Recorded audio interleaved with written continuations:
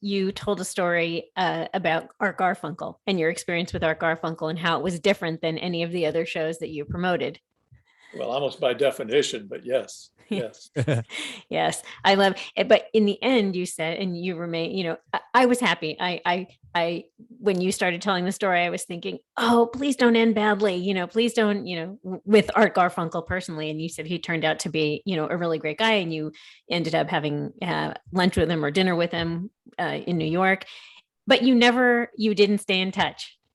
No, and there's two or three of those folks about whom I have a regret, and writing this book brought a lot of that to the surface. Yeah.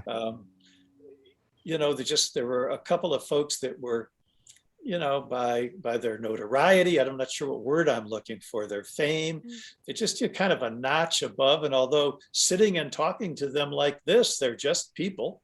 And we had a wonderful time. Jimmy Webb is another that comes to mind. But for some reason, I was less inclined afterwards, I guess, to kind of stay in touch with them. I didn't want to be inappropriate. I didn't want to impose. Probably could have, and Art is probably one of those. But yes, the whole Art Garfunkel experience was, as I say, a once in a lifetime experience. Yeah, can you touch on, so a writer is kind of what someone needs before they arrive at a show, or things that they expect at the show, and so kind of touch on what you got from arts people. Honestly, that's a great question. I'm not sure there was a writer by the nature of how this show was done. I'm not even sure there was a contract, to be honest. In fact, I don't think there was. So to try to make a long story short, I was on the board of the Rock Hall. At this point, I was chairing the board. And I had become friends with Jules Belkin.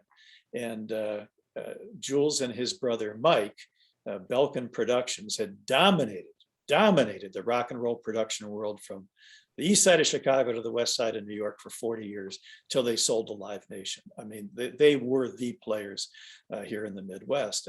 And I think Jules thought it was hilarious that this corporate lawyer in Columbus was promoting concerts, little different level than what he had done for 40 years. But we got along great, and still do, by the way. And so Jules called me one day and said that he had been friends with Art Garfunkel's manager since the mid-60s, and that Art had been off the road for 2 or 3 years with throat issues and was looking for a safe 300-person environment to test a new format. He would come with a guitar player, he would sing some songs, he would read his poetry, he would tell some stories, and he would do a Q&A with the audience. And knowing that I was doing these shows in Columbus, he asked if I wanted to promote it.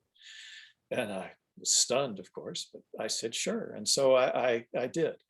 Now, again, remember, never run an ad, just sell tickets off an email list. And I've got Art Garfunkel coming to Columbus. And so I send out my little email and I get swamped with ticket requests, and I still doing those tickets. I've got a printed ticket there, and I send my tickets out. And, within 3 days, I've sold out what I'm going to sell for this show. And I think the show maybe was going to be on a Thursday. And on Sunday, before the show, I get up and I see the Sunday Columbus Dispatch, and I open it up to their arts and entertainment section.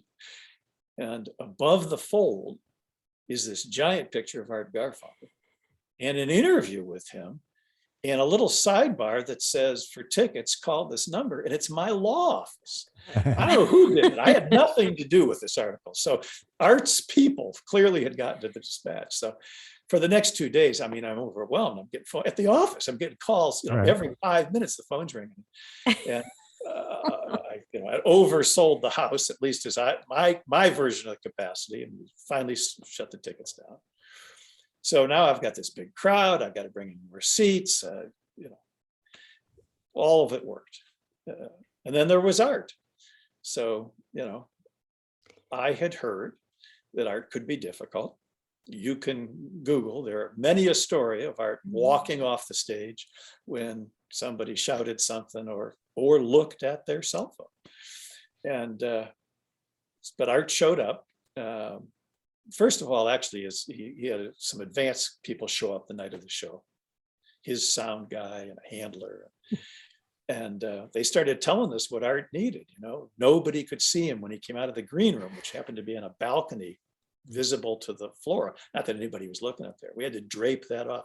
He would only come on stage from the back of the stage. He wouldn't come from the front of the stage. We had to rearrange things to, there were all kinds of requirements like that, not the least of which I had to get on stage before the show and say, anybody looks at a cell phone, whatever, he's allowed to walk on. I've said it a little nicer than this, but not a lot.